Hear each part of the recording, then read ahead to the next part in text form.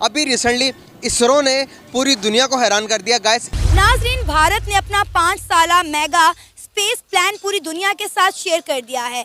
भारत ने अनाउंस किया है कि अगले 5 सालों में 50 सैटेलाइट लॉन्च करेगा फॉर इंटेलिजेंस गैदरिंग। लगता तो है कि कुछ भी नहीं बनने वाला। मैं तो बहुत मायूस हो गई हूँ। एजुकेशन सिस्टम बहुत ख़राब है, बहुत ही ख़राब है, गवर्नमेंट का भी और प्राइवेट भी।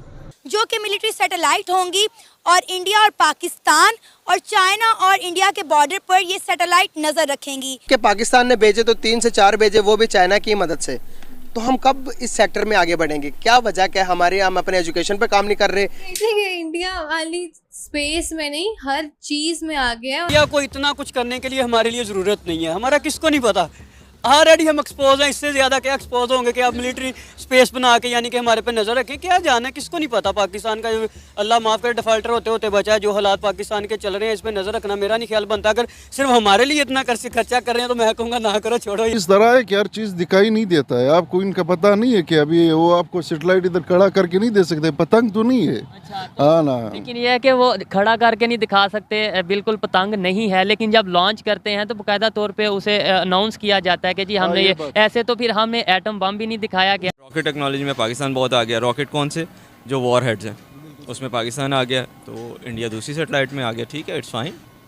जो हमें चीज़ें मिली थी वो कहाँ पर हैं आज? यूटिलाइज हो रही हैं। अब कराची की इंडस्ट्री, कराची में स्टील मिल है और वहाँ स्टील मिल चल रही है। स्टील मिल अब बंद हो चुकी है, लेकिन काम तो हो रहा है। इस टाइम वो चांद के आप कह लें साउथ पोल पे बैठे हुए हैं, जहाँ पे इतने रेयर मेटल्स हैं और जहाँ पे पानी भी है वहाँ पर। और जिसे हम कोल्ड वॉर बोलते हैं, इंडिया वो हमारे साथ खेल रहा है, शुरू से खेल रहा है। पाकिस्तान कहता है कि चंद्रयान 3 जो है वो एक फेक मिशन था, सारा एआई का कमाल है, ग्राफिक्स का कमाल है। पाकिस्तान तो मानता ही नहीं है ना इस चीज़ को। देखें, पाकिस्तान के मानने से या ना मानने से कुछ नहीं होता। इंडिया अपना कंपैरिजन करता है वेस्ट के साथ, स्पेशली नासा के साथ। तो नासा जितने बिलियंस ऑफ डॉलर्स स्पेंड करता है एक सैटेलाइट को ऑर्बिट में भेजने के लिए, इंडिया उससे 1/4 में भेज रहा है। तो पता है ये सैटेलाइट जो है वो इंडिया और चाइना और पाकिस्तान और इंडिया के बॉर्डर के ऊपर नजर रखेंगी।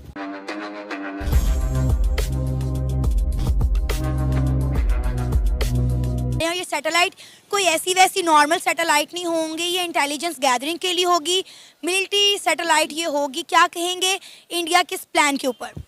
मैं तो ये कहूँगा कि इसमें नो डाउट किसी किस्म का कुछ शक किसी को भी नहीं होना चाहिए। मुझे क्या, आपको भी पता है कि जैसे वो इस टाइम तरक्की कर रहा है, जैसे खुद को डेवलप कर रहे हैं, जैसे उसकी इकॉनमी सेट है, वो कर सकते हैं, कुछ भी कर सकते हैं। वो जो कहते हैं वो करते हैं।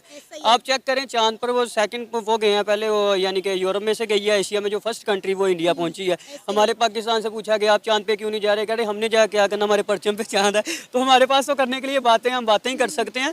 लेकिन इंडिया वाले वो जो कहते हैं वो करके दिखाते हैं, और अगर वो कह रहे हैं तो ज़रूर करेंगे, इसमें कोई शक नहीं है। मुझे तो नहीं है भाई। उन्होंने कहा है कि ये जो सैटेलाइट होगी ना, ये मिलिट्री सैटेलाइट होंगी जो पाकिस्तान, इंडिया और चाइना के बॉर्डर पर भी नज़र रखेंगी।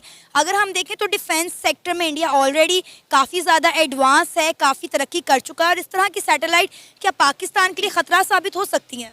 नहीं, बिल्कुल भी नहीं।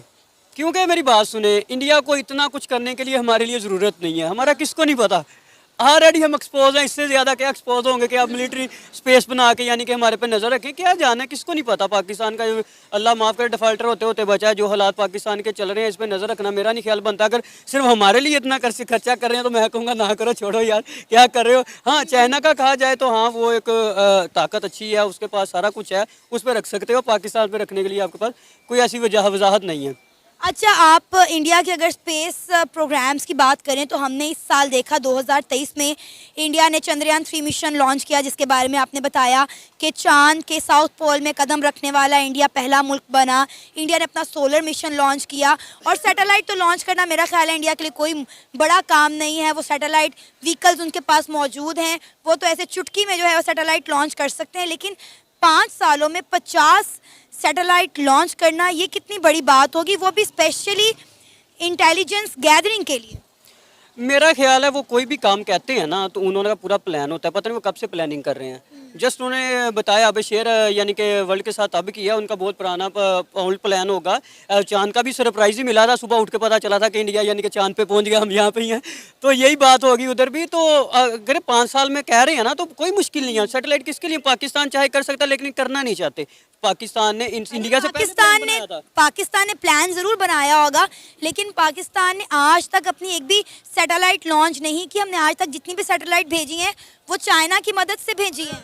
यही चीज़ है ना, हम है ना, वो क्या कहते हैं कि हम दूसरों के कहते हैं कि बस तुम कर दो यार, अब तुम कर दो, हमारे पास टाइम नहीं है, हम बिजी बहुत है, हम फ्री रहते हैं ना। फ्री जो होता है वो बहुत बिजी होता है, उसे कोई और काम नहीं होता सिवाय घूमने फिरने के, इसलिए हम कुछ नहीं कर सकते। दूसरे नंबर पर अगर बात की जाए तो आप किस पे बिलीव करके कह रही हैं पाकिस्तान में ये काम होगा, किस पे बिलीव कर रहे हो आप?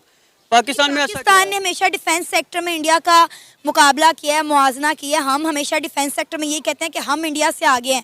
तो भाई इंडिया तो मिलिट्री सैटेलाइट लॉन्च करने जा रहा है अगले 5 सालों में 50, तो क्या इसके मुकाबले में पाकिस्तान भी कुछ करेगा? पाकिस्तान क्या करेगा आप मुझे बताएं, आप बता सकती हैं क्या करेगा? कुछ भी नहीं करेगा। आप कह रही हैं पाकिस्तान आगे, नहीं पाकिस्तान आ गया, देखो पीछे इंडिया है, आगे मैं हूँ, ऐसे आ गया। ऐसे तो हम बातों से जितना मर्जी पाकिस्तान आगे हो जाए, बात होती है काम करके दिखाने की। उधर का एक वक्त था, उधर का 1 रुपया, इधर का कहते थे 1.5 होता था, अभी उधर का इधर 3 रुपये है। क्या तरक्की किस हिसाब से पाकिस्तान को आप कह रहे हो? किस अब क्रिकेट की बात कर लो, आगे नहीं है, ठीक है। अब आप मैन्युफैक्चरिंग की बात करो, पाकिस्तान में क्या मैन्युफैक्चर हो रहा है मुझे बताओ? अपनी मैन्युफैक्चरिंग एक बताओ जो पाकिस्तान में हो रही है, वो हो रही है मैन्युफैक्चरिंग? आईफोन वाले किधर है? इंडिया में लॉन्च का अपनी यानी कि ब्रांच कर रहे हैं। और हंडाई वाले पाकिस्तान में थे, उठ के वहाँ पे चले गए हैं। अमेज़ोन आया, अमेज़ोन भाग गया है, ठीक है। उनके अपने बजाज देख लें, उनके पास टाटा देख लें, उनके अपने ब्रांड है। आपके पास अपना क्या है जिस भी हाथ पे आप हम मुझे कह रही हैं कि पाकिस्तान ऐसा क्यों नहीं करता? पाकिस्तान पर कुछ होगा तो वो करेगा। एक दूसरे की टांगें खींचनी जब खत्म कर देंगे ना, तब उसके बाद पाकिस्तान कुछ करेगा, वैसे कुछ नहीं कर सकता। इकॉनमी उनकी देख लें आप, 600 बिलियन से ज्यादा उनका इस वक्त फॉरेन एक्सचेंज है, और तरक्की है 7.6% उनकी इकॉनमी ग्रोथ। देखें वो जिस तरीके से they are flexing the muscles, जिस तरह उनको देखता हूं कि the way they are playing their foreign policy strongly wisely, the way they are economic policies में स्ट्रेटेजिक ऑटोनॉमी उनकी, जिस तरीके से मैं देखता हूं मुसलसल उस चीज को, जिस तरीके से वो ग्लोबल साउथ को लेकर चल रहे हैं, जिस तरीके से वो एक असला प्रोड्यूस करने के वो सिलसिले में है, जिस तरीके से वो लिथियम को एक्वायर कर रहे हैं, जिस तरीके से वो पेट्रोलियम अपनी सेफ्टी चाहते हैं, इन्फ्लेशन ना आए, जिस तरीके से अपने वो सी रूट्स को प्रोटेक्ट कर रहे हैं, तो they are achieving the target of being a super power. America को सबसे बड़ा इशू इस वक्त ये है, बल्कि वेस्टर्न सिविलाइजेशन को सबसे बड़ा मसला ही उनका यही नजर आ रहा है कि उनकी इकोनॉमी इतनी तेजी से आगे जा रही है और वो आंखें भी दिखा रहे हैं साथ। और दूसरा, मैं सबसे ज्यादा, मैं क्योंकि खुद एक इमिग्रेंट हूं, जो मैं सबसे ज्यादा बात उनकी प्रेज करता हूं कि Indian diaspora is the strongest diaspora on the planet, regardless any country you pick up. कोई भी, आप भारत देख लें, ना कनाडा देख लें, अमेरिका देख लें, यूके देख लें, आप साउथ अफ्रीका देख लें। साउथ अफ्रीका का पिछला जो प्राइम मिनिस्टर था, जो उनका उसका वो गुप्ता, क्या नाम था उसके साथ, गुप्ता साहब थे, जो बहुत बड़े वहां पे वो जिनके ऊपर करप्शन के चार्जेस थे। दुबई देख लें आप, दुबई देख लें आप, वहां पे देख लें इंडियन डायस्पोरा की अमीर तरीन डायस्पोरा, स्ट्रॉन्गेस्ट तरीन है। अबू धाबी में जिसकी हम अभी बात कर रहे थे कि वहां पे मंदिर सबसे बड़ा बन रहा है, आप उसकी मिसाल देख लें, उसके पीछे क्या है, उसके पीछे डायस्पोरा है। न्यू जर्सी के अंदर बहुत बड़ा मंदिर बन रहा है इस वक्त, अमेरिका का सबसे बड़ा मंदिर, वो भी डायस्पोरा बना रहे हैं, वॉलंटियरिज्म कर रहे हैं, they are committed to their cause, they are committed to the religion, they are committed to India. इससे सीखना होगा आपको। मैं हमेशा यही कहता हूं, हमारे सुनने वाले सबसे बड़ा मुझसे यही कहते हैं कि पता नहीं शायद ये इंडिया भगत है, ये क्या इंडिया गीत, और मैं ये कहता हूं सिख लो ना, को सीखण होता जे। आपने अफगानिस्तान से भी सीखने की कोशिश की, आपने तालिबान के जश्न मनाए हैं, अगले मुंह ते चुक के मारी जे, उन्हें क्या परा करो, उन्हें क्या अपने मिसाइलों के नाम ही चेंज करो अपने। तो लेकिन ये कि आप सीखें कुछ उनसे। आप एक ऐसा मजहब है, दुख के साथ ये कहता हूं, जिसका पहला लफ्ज इकरा है और सबसे ज्यादा अनपढ़ आप हैं, सबसे ज्यादा जाहिल आप हैं। आपका हर मौलवी जाहिल है जो आपको सब रोजाना जुमे के खुतबे लीड करता है, आपकी मस्जिदों में सारा दिन सियासी तकरीरें करता है, पूछा जाए तो वो 2 लफ्ज ना उर्दू के जानता है ना इंग्लिश के जानता है। दोस्तों, आने वाले 5 सालों के अंदर इसरो एक और बहुत बड़ा प्रोजेक्ट करने जा रहा है, और इस प्रोजेक्ट के कंप्लीट हो जाने के बाद इसरो भारत को चीन और पाकिस्तान जैसे देशों के सामने और भी ज़्यादा मजबूत बना देगा।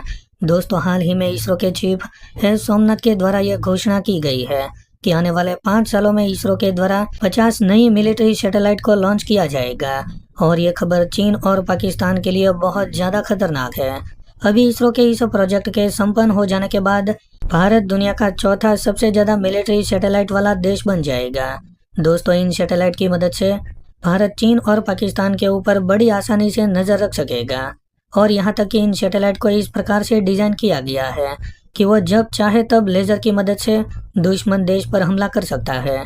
दोस्तों, अगर दुश्मन देश कोई भी हिलचाल करता है या खास करके पाकिस्तान के बॉर्डर से आए दिन आतंकवादी भारत में घुसते रहते हैं, तो ये एडवांस सैटेलाइट तुरंत वहाँ का डेटा इंडियन मिलिट्री को भेज देगा, जिससे उन आतंकियों का वहीं पर से ही सफाया कर दिया जाएगा।